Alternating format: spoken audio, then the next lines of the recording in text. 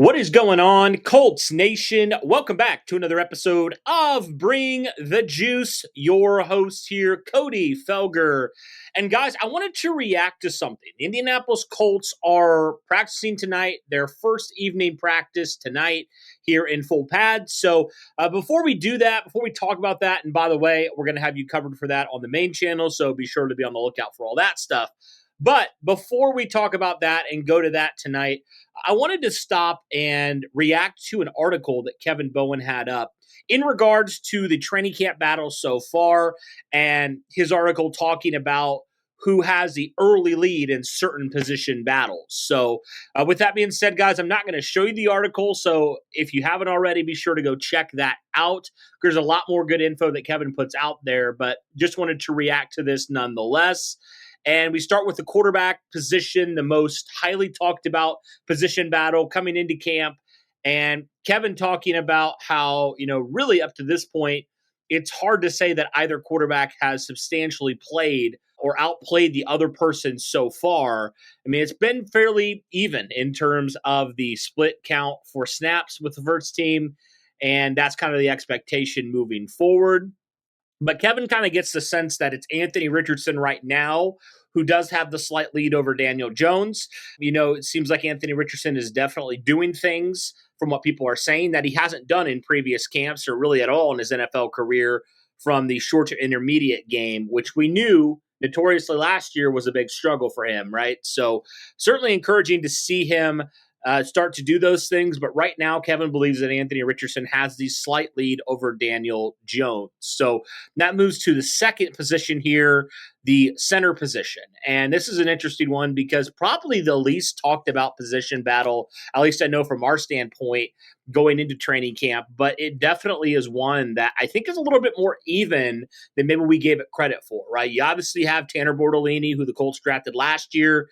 The idea is he's going to be the center of the future and got a little bit of run when Ryan Kelly missed some time, played pretty well, all things considered. And then you also have Danny Pinter, who's been here since 2020, who has really just kind of been a spot starter. He's typically been a backup to Ryan Kelly, but we know with Ryan Kelly missing time, it's opened the door for Danny Pinter on multiple occasions. And Pinter's performed pretty well, and he did so a year ago as well. And it's pretty even right now.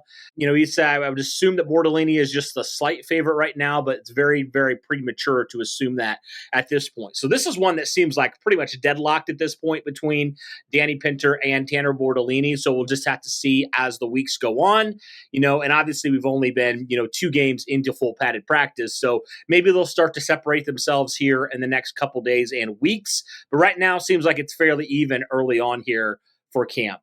All right, let's continue on looking at a few other positions here. 2 on the defense now that I want to talk about.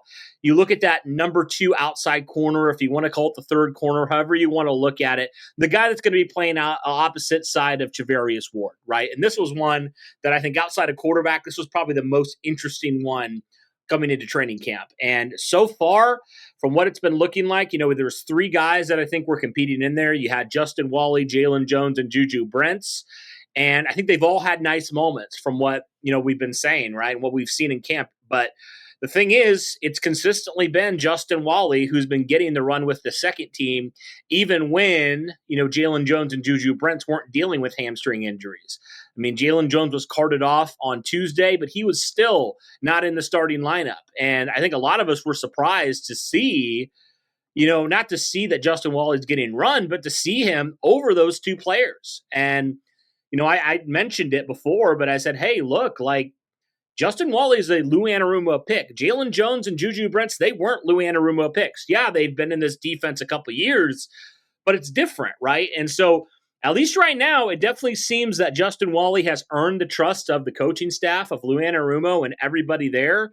And that's certainly encouraging to see a rookie doing this already. And, now with the injury to both these players, it's going to continue to give him more opportunities to play that number 2 outside corner position.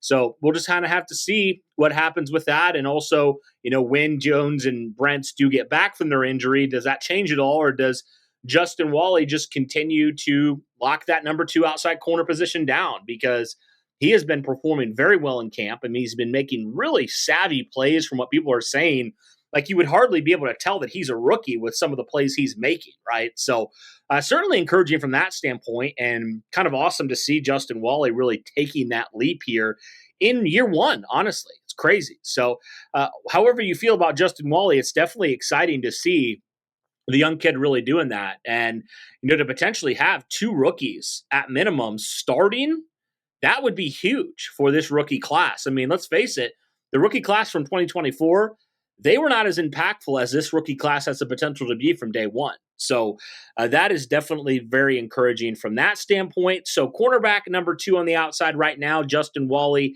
is the favorite. We'll see if that continues on.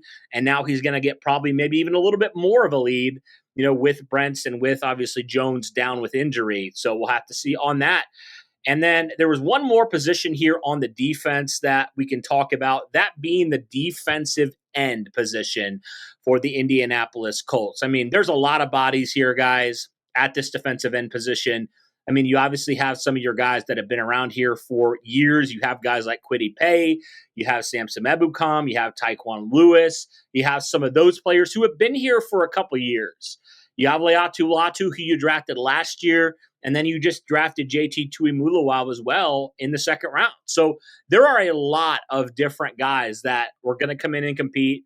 Seems like Kwity Paye, from what Kevin has said, has been kind of the one consistent starter on one side of the line. And then opposite of him, it's kind of been a rotation of Leatu Latu and Samson Ebukam, who, if you remember, Ebukam, when he was healthy, he led the Colts in sacks back in 2023. So that's kind of where it is right now. You have a couple other guys potentially factoring in as well. JT Tuimoloau and Tyquan Lewis kind of being more rotation right now. Tuimoloau is more of that power guy as well. So maybe he does kind of sub in on some, obvious rundown situations and stuff. But it's definitely going to look a little bit different than Gus Bradley had. I think you can potentially see some of these guys, swinging inside, being outside. It'll be just fascinating to see. But it does seem like those three players, Kwity Paye, Leatu Latu, and Samson Ebukam, are kind of getting the run with the starters so far. And obviously different packages will dictate different players out there. But right now that kind of seems to be what everybody's talking about when looking at that. Another position that Kevin highlights, the final position that he highlights here in this article, is the kicker position. I mean, you have Spencer Schrader, who obviously you signed as an undrafted free agent last year, brought him back. He is 10 of 12 so far kicking.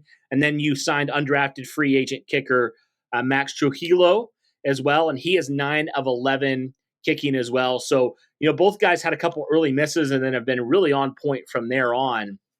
Kevin believes that Spencer Schrader still does have the lead at this current point, but obviously that's subject to change. But outside of a rough kind of couple kicks there early on, both these kickers have been really, really, really fantastic. So we'll see. Spencer Schrader, obviously, I think is going to be the favorite because he was here last year. The Colts brought him back. They love Spencer Schrader. He's got the big leg, but we'll just have to see if that continues on or not.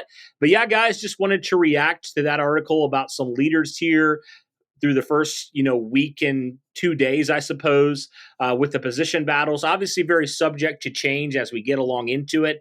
And some positions likely will change. We'll just have to see how that does work itself out. But just wanted to give you guys a quick update and kind of react to what Kevin is sensing here from what he's seen the days he's been out there pretty much every day at camp when they've had practice. So guys, let me know your thoughts here, though, on the different position battles for the Indianapolis Colts. One that I know he talked about in his podcast as well that I'll just highlight real quick was he does believe Jalen Travis does have the slight advantage right now over Blake Freeland for the swing tackle position. So that's just something of note. I mean, it's a backup position. Another one that I heard as well, DJ Giddens seems to be winning the RB2 position, which is interesting.